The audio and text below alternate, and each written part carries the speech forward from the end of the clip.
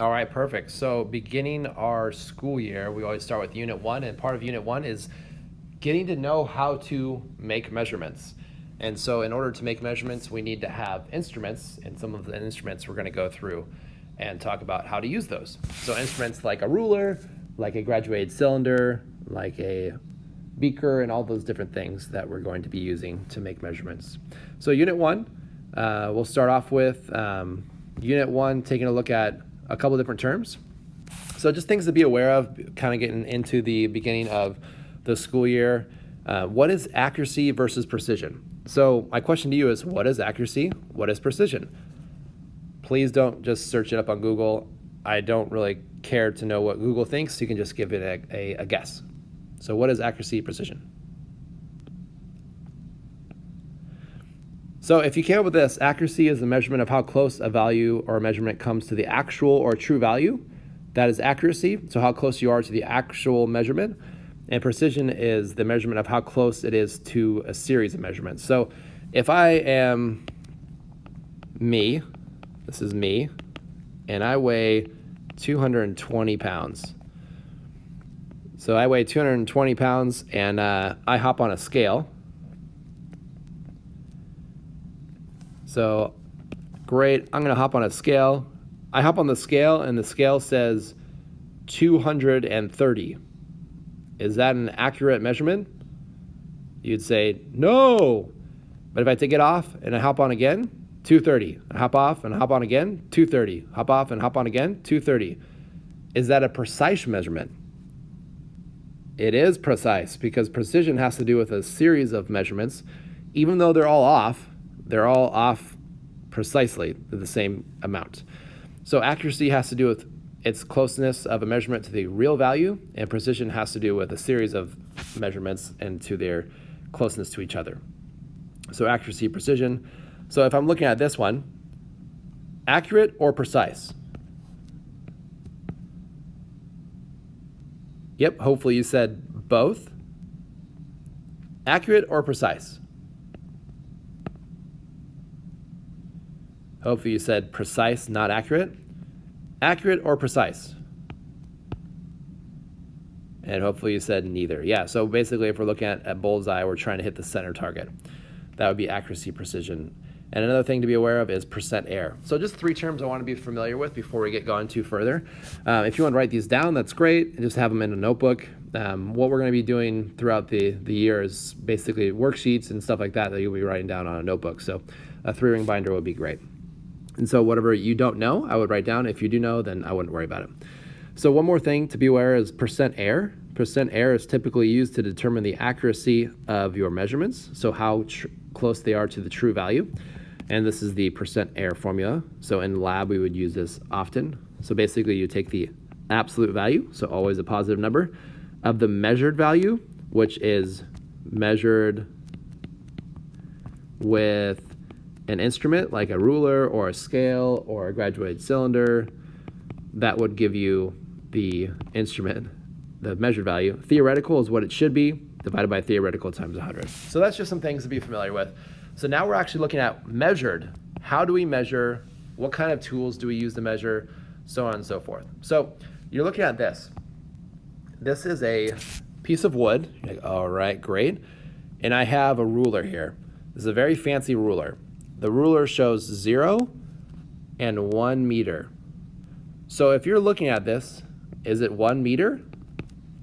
Is it 0 meters? Or what would be the best estimate? So what do you guys think? Give it a guess. How would you measure this? Yeah, if you're looking at this, I would say it's more than half, but it's not like 3/4. I'm gonna say like around 0.6 meters.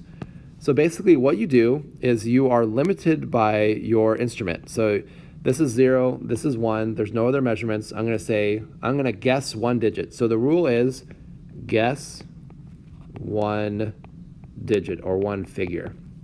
So I know it's not 0, I know it's not 1, I'm gonna guess 0.6. Next ruler, I'm gonna take the same piece of wood and I'm gonna break it down even further.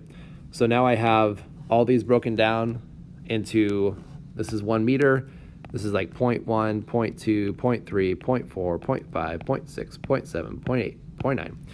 So if you're looking at this, now you can look, aha, I know it's not exactly 0.6. I know it's not 0.7. So I'm going to guess one digit. I'm going to say 0.61. Remember, guess or estimate one digit. So the rule is whenever you're using an instrument, you're estimating one digit. So the same piece of wood, I'm going to get even fancier. So now I have 0.6, 0.7, all these different points. So 0.6, and I look even closer. I know it's kind of pixelated, but it's not 0.60. It's not 0.61. It's just shy of that. So I'd say 0.609. So once again, the rule is guess or estimate one digit. So what's the rule? What's the rule on measuring using an instrument? You're right, guess with one digit or estimate one digit. So that's looking at a ruler, making sure that you're looking at the correct value. So let's just kind of take a look and try this. So I have a meter stick. It's called a meter stick because it is a meter long. I have this metal pole. I'm going to put it all the way to 0, and then I'm going to put it next to this. So it extends on. So I want you guys to guess what kind of number is that showing. So notice these are all centimeters. So you could say 60 centimeters, 61, 62. I know it's not 61. I know it's not 62. So give it a guess. What would you say that is measuring? So if you said 60, because I'm looking at this, 61, 61.1, it's not 61.2. So it's in between 61.1 and 61.2. I'd say 61.15. So you're guessing or estimating one digit. Great. So that's using a ruler. So that's how you would measure using a ruler. Another thing that we use, an instrument that we use in measuring, is something known as a graduated cylinder. So maybe you've seen graduated cylinders before. So just to kind of show you a graduated cylinder, this is our interesting guy kind of getting down and looking at the graduated cylinder. So here is a graduated cylinder. You'll notice that there are numbers on it. There's numbers and then numbers divisible by 1. So in looking at this, one of the things that that picture showed was when you make a measurement using a graduated cylinder, you need to get level with the water. So in looking at this, I'm going to put some water into this graduated cylinder. I want to figure out how do we measure this. So if you're looking at this measurement, something like this in the background so we can kind of see.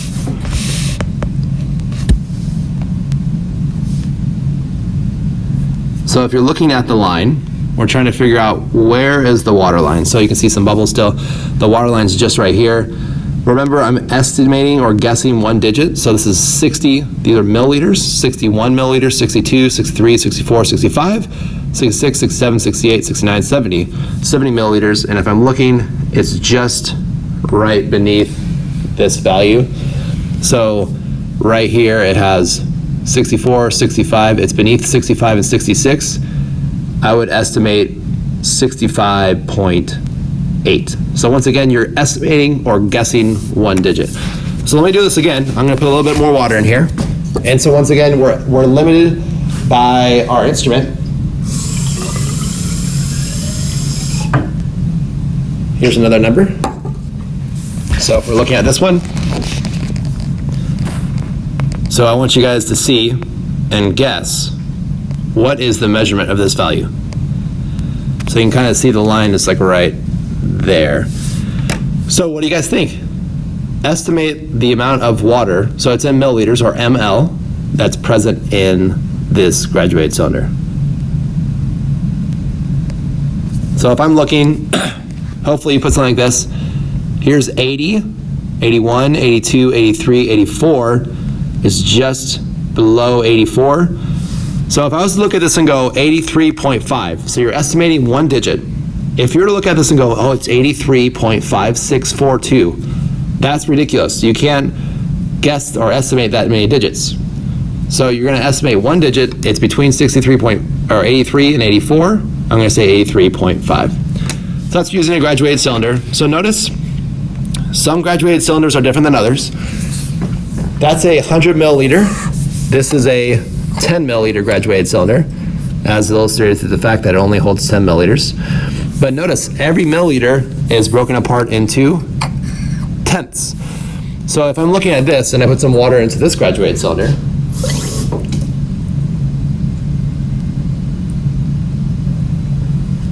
so if I'm looking at this graduated cylinder, I have more accuracy or more amount of numbers I could take a look at with my graduated cylinder. So if I'm looking at this graduated cylinder, every line is actually a tenth. So here's 7, 7.1, 7.2, 7.5, all the way up to 8, 8.1, 8.2, 8.3. It looks like it's just beneath 8.3.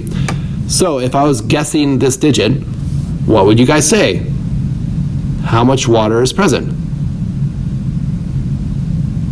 Great. Hopefully you put a number like 8.28, 8.27, because remember you can estimate or guess one digit. Let's do this again.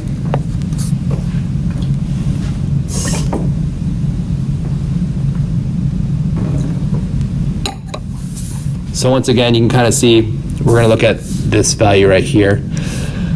So if you're looking at this, this is 5, 5.1, so you guys can estimate what is the value. Hopefully you said something like 5.02, something like that's going to give you the estimate of the value using this graduated cylinder.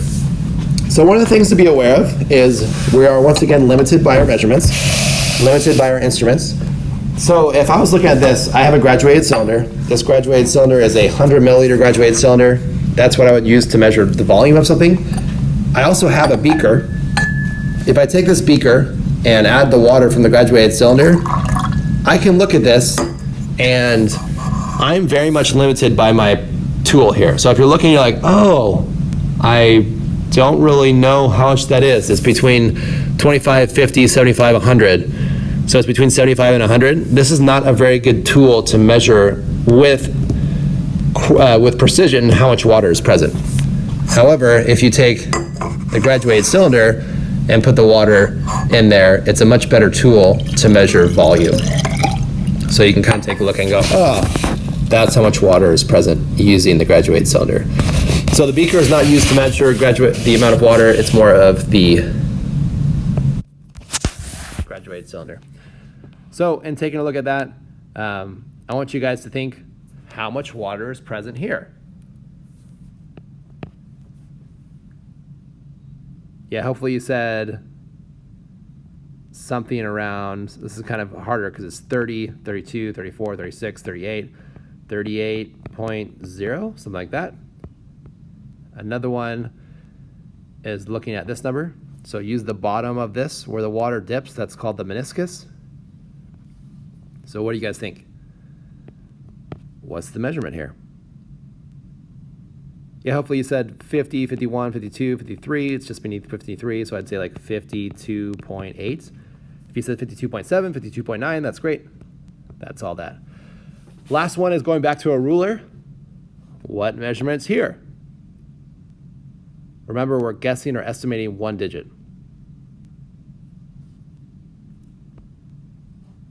If you said 9.2, something like that, that's great. 9.1, remember you're estimating or guessing one digit. What about this number?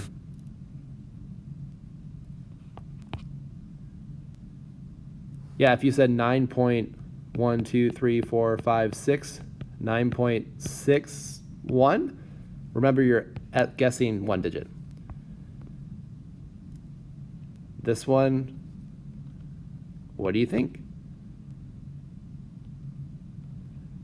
Yeah, it looks to me like just past 9, between 9 and 9.1, so like 9.01, 1, you're estimating 1 digit there.